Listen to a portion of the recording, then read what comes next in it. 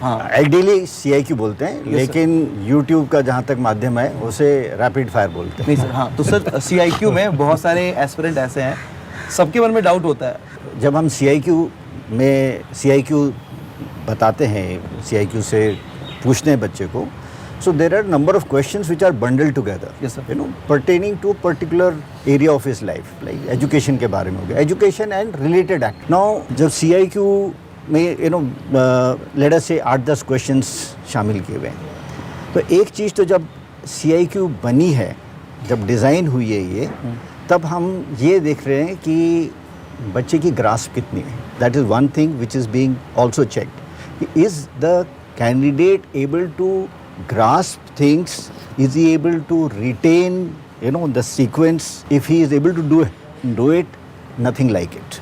However, अगर वो sequence भूल गया है, maybe you know his grasp is on a scale of 0 to 10, right? His grasp is 8, right?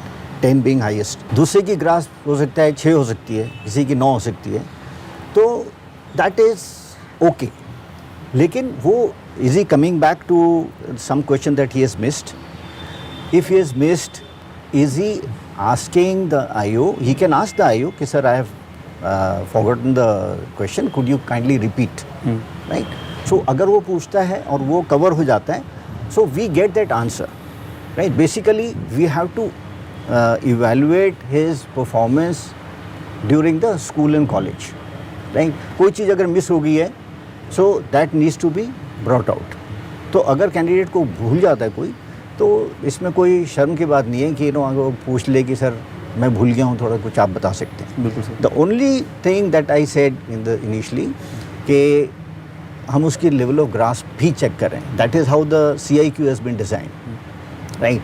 अगर उतनी नहीं है ग्रास्प, उतनी लेवल की नहीं है, इट इज़ ओके.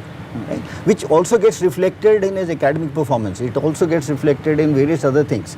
No, एक इंटरव्यू खाली एक CIQ की बात नहीं है. You know, पूरे 40-45 मिनट में हम इतनी बात कर रहे होते हैं, तो बहुत सारी चीज़ें वो हमें पता लग जाती हैं कि उसकी ग्रास्प एक्चुअली में है कि नहीं है. Right? So various activities that he has done, he is able to pick up things. He is a quick learner.